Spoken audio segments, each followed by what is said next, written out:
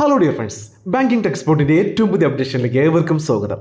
ഇന്നത്തെ വീഡിയോയിൽ നമ്മൾ ചെയ്യാൻ പോകുന്നത് നിങ്ങൾക്ക് എല്ലാവർക്കും ഇഷ്ടപ്പെടുന്ന ഒരു വീഡിയോയാണ്.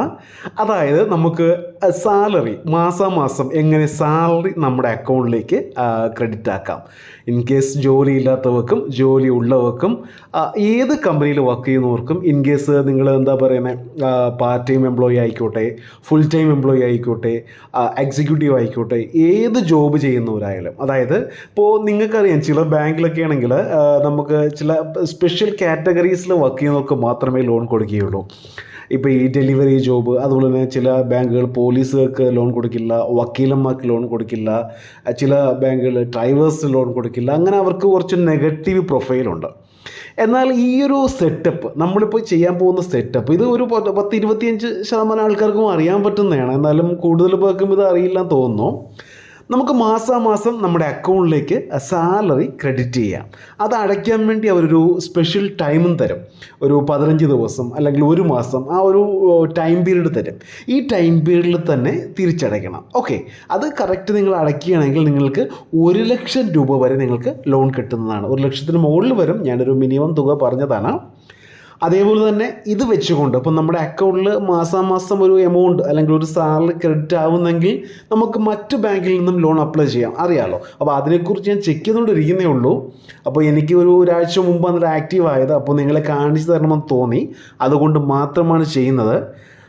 ഞാൻ പറഞ്ഞ നിങ്ങൾക്ക് മനസ്സിലായല്ലോ. ഈ ഒരു തുക നമ്മുടെ അക്കൗണ്ടിൽ മാസം ക്രെഡിറ്റ് ആകുമ്പോൾ നമുക്ക് ഈ ഒരു സ്റ്റേറ്റ്മെൻറ്റ് വെച്ചുകൊണ്ട് മറ്റ് ബാങ്കുകളിൽ നമുക്ക് കൂടുതൽ തുകയ്ക്ക് വേണ്ടി സാലറി ലോൺ അപ്ലൈ ചെയ്യാം. അപ്പോൾ അതിൻ്റെ ഒരു കൺഫർമേഷൻ ഞാൻ അടുത്ത വീഡിയോയിൽ തരാം. ഇപ്പോൾ നമുക്ക് ഇതിനെക്കുറിച്ച് നോക്കാം. അപ്പോൾ ഇതിൻ്റെ ലിങ്കും മറ്റു കാര്യങ്ങളുമെല്ലാം ഞാൻ ഡിസ്ക്രിപ്ഷനിൽ കൊടുത്തിട്ടുണ്ട്. അപ്പോൾ അങ്ങോട്ട് പോകുന്നതിന് മുമ്പ് ഈ പറയുന്ന കാര്യങ്ങളൊന്ന് ശ്രദ്ധിക്കുക.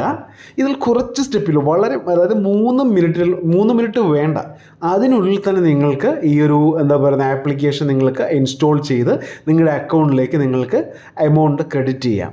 അത് നിങ്ങൾക്ക് വേണ്ടെങ്കിൽ ഫ്യൂസ് ചെയ്യാനുള്ള ഓപ്ഷനുണ്ട്, ഇല്ലെങ്കിൽ നിങ്ങൾക്ക് സ്റ്റാർട്ട് ചെയ്യാനുള്ള ഓപ്ഷനുണ്ട്.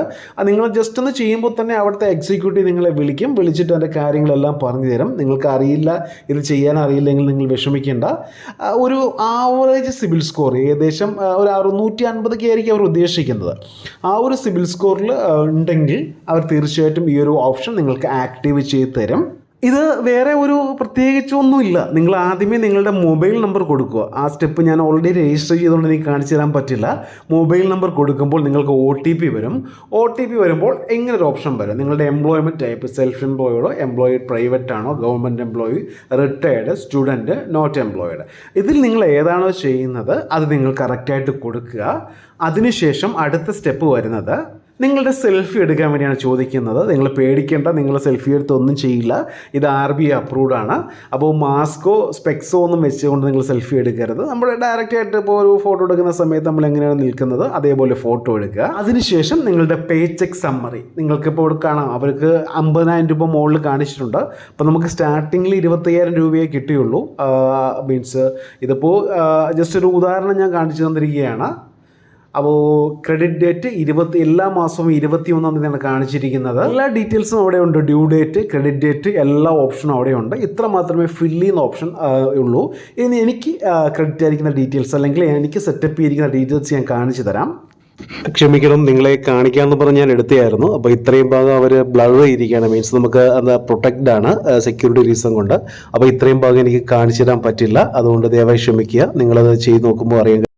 ക്യാഷ് ഡീറ്റെയിൽസ് ആണെങ്കിൽ നിങ്ങൾക്കിവിടെ a minimum of 4.5 convenience fee is applicable on unique cash transactions. അത് നമ്മൾ ഇതിൽ നിന്ന് നമ്മളിപ്പോൾ അക്കൗണ്ടിലേക്ക് എമൗണ്ട് ക്രെഡിറ്റ് ചെയ്യണമെങ്കിൽ ഒരു 4.5 കൺവീൻസിങ് ഫീ വരും. അതായത് 100-ന് 4 രൂപ 50 പൈസ ആ റേറ്റിൽ കൺവീൻസിങ് ഫീ വരും. നമുക്ക് ഈ താഴെ എഴുതിയിരിക്കുന്ന കണ്ടല്ലോ, 25,000 രൂപ വരെ നമുക്ക് ട്രാൻസ്ഫർ ചെയ്യാം. നിങ്ങളത് ഓപ്പൺ ചെയ്താൽ മതി. അത് നിങ്ങൾക്ക് ബാക്കിയെല്ലാം മനസ്സിലായിക്കോളും. എനിക്കും ആരും പറഞ്ഞു തരാതാണ് ഞാൻ ഇത് ചെയ്തത്. അപ്പോൾ അത് നിങ്ങളെ കാണിക്കണമെന്ന് തോന്നി, അതുകൊണ്ടാണ് ഇത് ചെയ്തത്. ഈ പേ ചെക്ക് ഡീറ്റെയിൽസ്, പേ ചെക്കാണ് നമ്മുടെ സാലറി എന്ന് പറയുന്നത്. എമൗണ്ട് 15,000, മാസത്തിൽ 15,000 രൂപ നമ്മുടെ അക്കൗണ്ടിൽ ഓരോ മാസവും വന്നുകൊണ്ടിരിക്കും. നമ്മുടെ ക്രെഡിറ്റ് കാർഡ് പോലെ ഒരു നിശ്ചിത സമയം നമുക്ക് തരും അടയ്ക്കാൻ വേണ്ടി.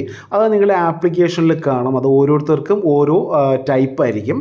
ഇവിടെ അതിൻ്റെ ഓപ്ഷനിൽ നിങ്ങൾക്ക് പൈസ ഇപ്പോൾ അത്രയും വേണമെങ്കിൽ എഡിറ്റ് ചെയ്യാം. 15,000 രൂപയുണ്ട്, 8,000 രൂപയുണ്ട്, അല്ലെങ്കിൽ നിങ്ങളുടെ കസ്റ്റം എമൗണ്ട്, ഇവിടെ നിങ്ങൾക്ക് കസ്റ്റം എമൗണ്ട് എത്രയാണോ അത് നിങ്ങൾക്ക് ഇവിടെ ചെയ്യാം. ഓക്കെ, അതൊക്കെ പോട്ടെ.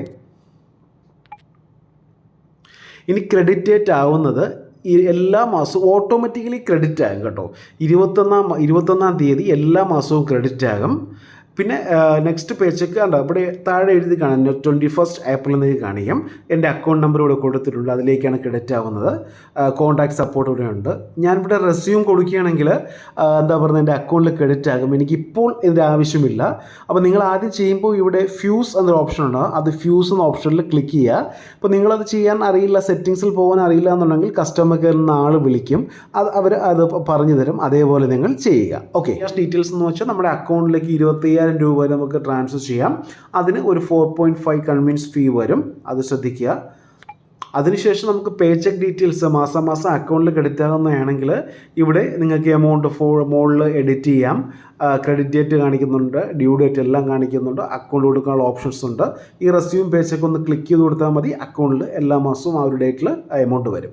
വേണ്ടെങ്കിൽ അവിടെ ഫ്യൂസ് കൊടുത്താൽ മതി. അവിടെ പിന്നെ അക്കൗണ്ടിൽ നമ്മുടെ എമൗണ്ട് ക്രെഡിറ്റ് ആകില്ല. ഓക്കെ, വളരെ സിമ്പിളാണ്.